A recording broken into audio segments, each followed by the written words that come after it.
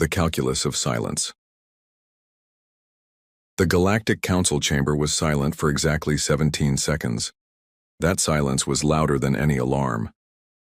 Councillor Mixthar, a Faxian elder whose iridescent exoskeleton reflected the harsh illumination of the chamber, finally spoke. His voice carried the weight of 300 years of diplomatic service.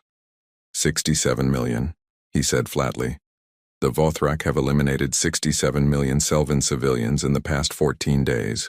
The bombardment continues as we speak.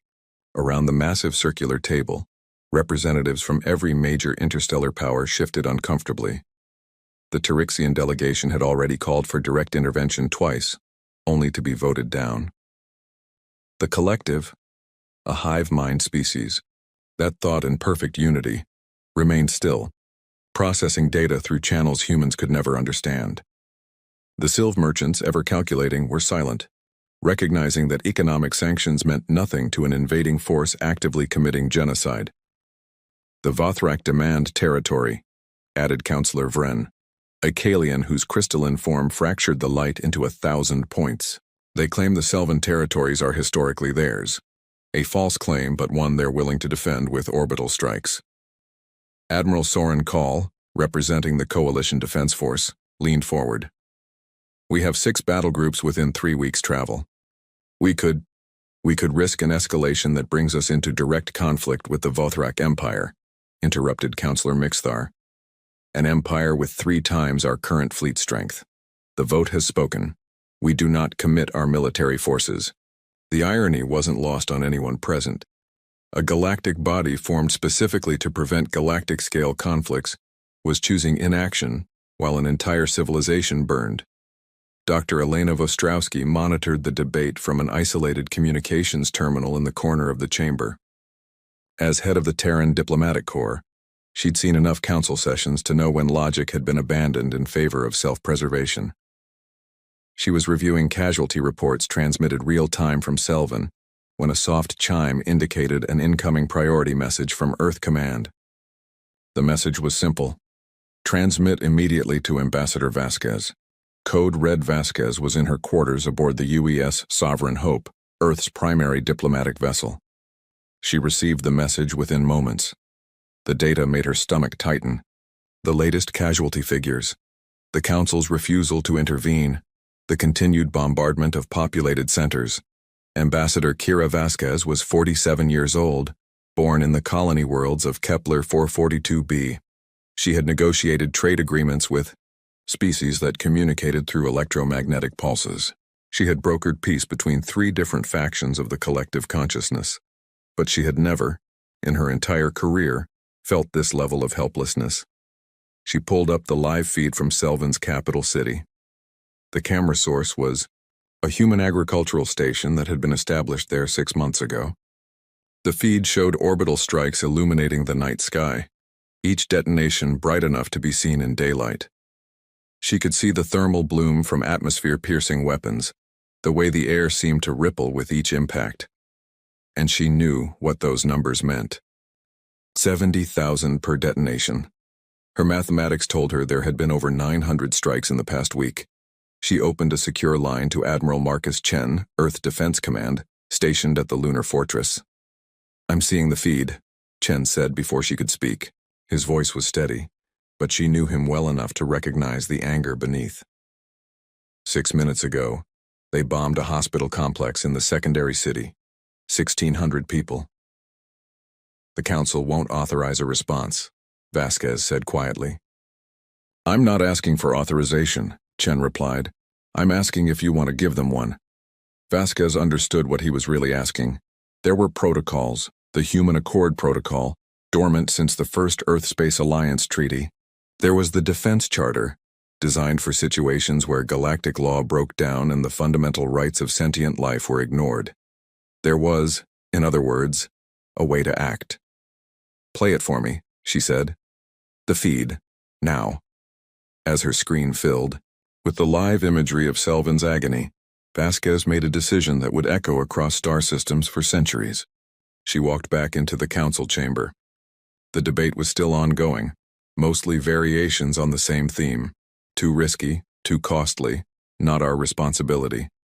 She waited for an opening and stepped up to her speaking position. Ambassadors of the Galactic Council, she said, her voice steady and clear. I formally invoke Article 7 of the Human Accord Protocol, Section 3, the Earth Defense Charter. Humanity has determined that active genocide constitutes an intolerable violation of sapient rights.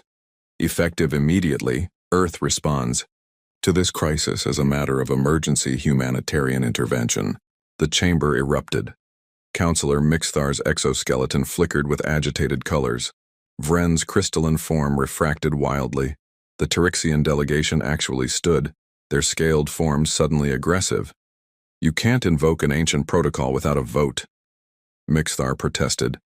The protocol requires only one condition: evidence of active genocide and a formal declaration from any human representative of ambassador status or higher, Vasquez replied. I am providing both. We are acting. She raised her communications device. One short message. Begin deployment Alpha. On Earth, in orbital shipyards across the planet, from the Pacific construction rings to the lunar factories to the asteroid refineries, a standing order suddenly activated. An order that hadn't been given since the foundation of the Human Defense Force 200 years ago. The first warship to launch was the UES Tenacity, a capital-class carrier measuring 3.2 kilometers from bow to stern. Its displacement was calculated in gigatons. Its reactor core burned with the power of a small sun. From the cargo bays of the shipyard, it detached and within moments began charging its FTL drive. Behind it came others. The irresistible, steadfast, unbreakable, names chosen by a young species that had learned its greatest strength, came not from individual power, but from collective will. Each warship was a masterpiece of engineering and purpose designed with one principle. If humans ever chose to protect someone, nothing in the galaxy would stand in their way. 347 capital-class vessels began the calculations for their jump to Selvan space. Another 2,000 support ships, destroyers, cruisers, logistical vessels, prepared to follow. Medical ships, supply carriers, engineering vessels. Humanity didn't just have warships. Humanity had an entire civilization ready to deploy. Admiral Chen stood in the command center, watching the holographic representation of his fleet assembling. His subordinates worked in controlled silence, performing their duties with the precision of people who understood they were about to change history. On the council station, Vasquez watched the councilors' reactions with absolute calm. Some looked shocked. Some looked angry. A few seemed to understand what they'd just allowed. Councillor Vren, the Kalian, spoke quietly across the comms. What have we done? Vasquez didn't answer. She was watching the tactical display showing the Terran fleet reaching their FTL entry point. The problem, she finally said to no one and everyone, is that you thought we wouldn't act because you didn't ask us to. You were wrong. When millions of children burn in orbital fire, the question isn't whether we're invited. The question is how quickly we can arrive. The first Terran vessel began its jump. Behind it, like an avalanche of starlight, the others followed. In her quarters, Vasquez watched the live feed from Selvan one more time. She saw another strike bloom across the darkened landscape. But now, in the corner of the frame, something new appeared. The charging signature of an FTL entry point. Help was coming. Within 72 hours, Earth would remind the galaxy of something they'd forgotten, that there are forces in the universe far more powerful than weapons. There are those who choose to protect, and when they choose completely. The weight of thunder. The Vothrak Command Center was bathed in the glow of tactical displays showing the subjugation of Selvan territory. General Sharketh studied the progress reports with satisfaction. Another planetary city falling to orbital assault. Another population center gone. The Selvan were resilient, inconveniently so, but resources were infinite and the Vothrak will was absolute. How long until full territorial occupation? Sharketh asked his tactical officer, a younger Vothrak named Krell. 3 weeks, General. Perhaps 2 if we increase bombardment intensity. Krell replied. The Selvan have no orbital capability, no defense platforms. They're defenseless. Good. Sharketh settled back into his command chair. And the council ships? Still maintaining distance. The collective and the Tyrixian delegation are protesting, but they won't move. They never do. Sharketh allowed himself a moment of satisfaction. This was how galactic politics worked. Strength was the only language that mattered, and the Vothrak had strength in abundance. Another strike was being prepared, this time targeting the capital's water purification complex. Why kill soldiers when you could eliminate entire cities? He never saw the space distortion that appeared on his outer sensors. One moment, the Vothrak sensor array was displaying normal background radiation. The next, it was screaming warning klaxons as 347 massive objects materialized in the Selvin system, like the arrival of a second sun. Unknown contacts. Krell's voice cracked with alarm. Capital-class vessels, multiple unknown configurations, numbers still. He went silent, watching his displays update. General, I count 347 capital class, 2,134 support craft. FTL's signature matches the human technological parameters. Sharketh stood. The humans? That's impossible. They're months away from. General, the lead vessel is transmitting on all frequencies. The communications array crackled to life. The voice that came through was calm, authoritative, and utterly without mercy. This is Admiral Marcus Chen, Earth Defense Command, representing the United Humanity Defense Force. You are occupying the sovereign territory of the Selvin Collective.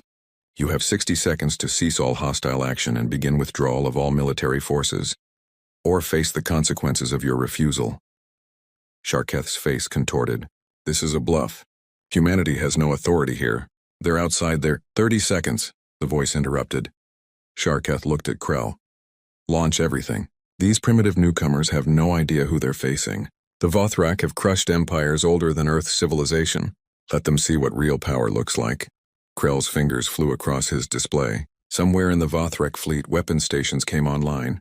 42,000 striking craft launched toward the Terran vessels.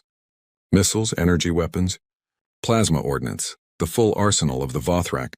Military machine, it took 8 seconds for them to travel 1 million kilometers toward the human fleet. The first wave of Terran point defense systems activated. The reaction was immediate and absolute. 347 capital ships, each carrying weapons systems that had been refined by human engineers across 2 centuries, opened fire in perfect unison. 93% of the Vothrak strike force was destroyed in the first salvo. 31,000 Vothrak combat pilots, soldiers and weapons officers ceased to exist in the interval between one heartbeat and the next. Sharketh watched his tactical display fragment into chaos. Icons representing his strike force simply vanished. Return fire! All weapons, now! The remaining Vothrak vessels attempted to retaliate. Their weapons fired, and passed harmlessly through the space where Terran ships had been seconds before. The human vessels simply moved, sliding through space with a grace that defied their massive size. It was like watching mountains dance. The Terran response was not as swift because it didn't need to be. The humans weren't rushed. They were methodical. They were inevitable. The UES Tenacity weapons array locked onto the Vothrak flagship. Admiral Chen's voice came through again, this time quieter, somehow more terrifying. I gave you a chance. The energy beam that emerged from the Terran flagship's primary cannon was visible even from the surface of Selvin. It was a line of pure devastation, a path of annihilation carved through space itself. When it struck the Vothrak flagship, the vessel simply ceased to be. Not damaged, erased. 3 kilometers of Vothrak military engineering, reduced to expanding clouds of cooling plasma.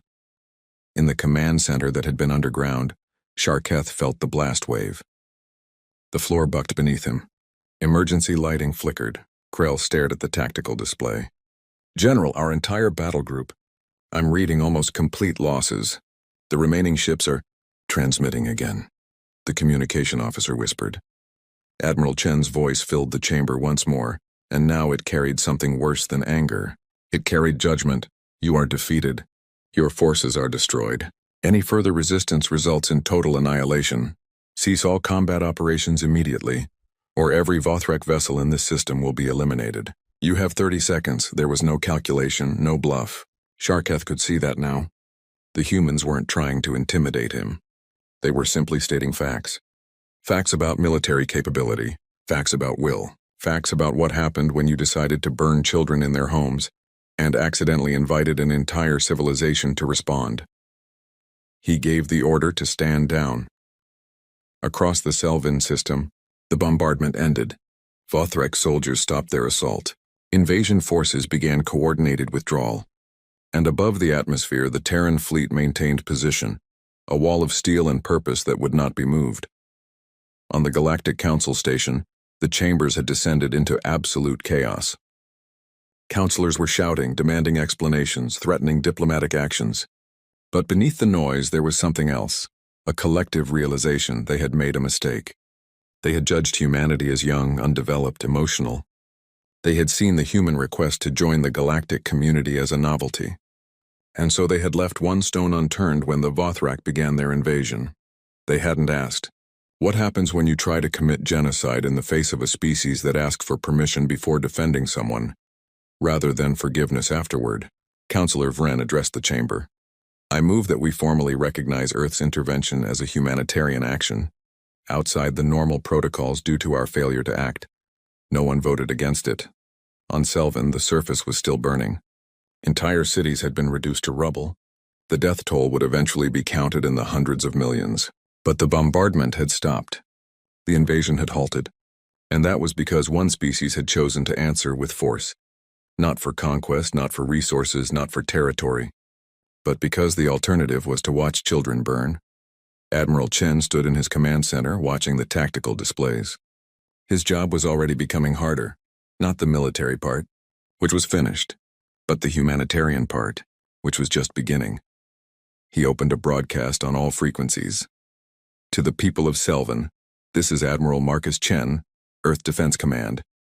Your crisis is ending. Our medical vessels are beginning orbital descent. Our engineers are preparing to restore your infrastructure. We are here not as your masters, but as your aid. Stand strong. Help is arriving. On the surface, a young Selvin female, one of the survivors of the bombardment, emerged from a collapsed shelter. Around her, the landscape was scarred with the marks of orbital strikes. Bodies lay uncounted. But above, descending through the atmosphere like falling stars, she saw them, Earth's ships dropping from orbit to land among the ruins. The first one she saw was the UES Mercy, a medical vessel designed specifically for crisis response. As its landing thrusters kicked up dust and debris, the ship's massive cargo doors opened. Humans began emerging, thousands of them, not soldiers, engineers, medics, volunteers, people who had spent the past 36 hours preparing medical equipment, gathering supplies, organizing rescue operations. A human medic, a woman with kind eyes and steady hands, knelt beside the Selvin survivor. I'm Dr. Sarah Webb, she said in perfectly translated Selvin language. You're injured. Let me help you. The young Selvin didn't answer at first. She could only stare at this human woman, trying to understand a world where strangers crossed the galaxy to help when no one had asked them to. Why? She finally whispered. The doctor smiled, not unkindly. Because you were hurt and we could help. That's enough. It was in that moment, watching a human woman use her own body to shield a Selvin child from falling debris while medics carried them toward awaiting medical transport, that the galaxy finally understood. Humanity hadn't come to rule. They hadn't come to conquer. They had come because a threshold had been crossed. The threshold between acceptable diplomatic disagreement and unacceptable violence against the innocent. And when that threshold was crossed, humanity responded not with negotiation, but with protection. The Vothrak would be tried for their crimes. The Selvin would heal slowly, painfully, but supported by those who chose to stay rather than simply offer sympathy and depart. And the galaxy would remember this lesson. Sometimes the most powerful thing a civilization can do is not to dominate, but to defend. Not to conquer, but to heal. On the command deck of the UES Tenacity, Admiral Chen received a message from the collective's representative on the council. The text was simple. Thank you. We forgot what mercy looked like. Humanity has reminded us. Chen read the message, and for the first time since the battle began, he allowed himself to rest. The hard part wasn't over. The real work, rebuilding, healing, preventing the Vothrak from simply mobilizing again, that was all ahead. But for now, in this moment, the burden of choice had been answered. Humanity had been asked a simple question through the Council's inaction. Do you care enough to act? And Earth's answer, delivered in the form of 347 capital ships descending through the stars, had been clear, unwavering, and absolute. Yes.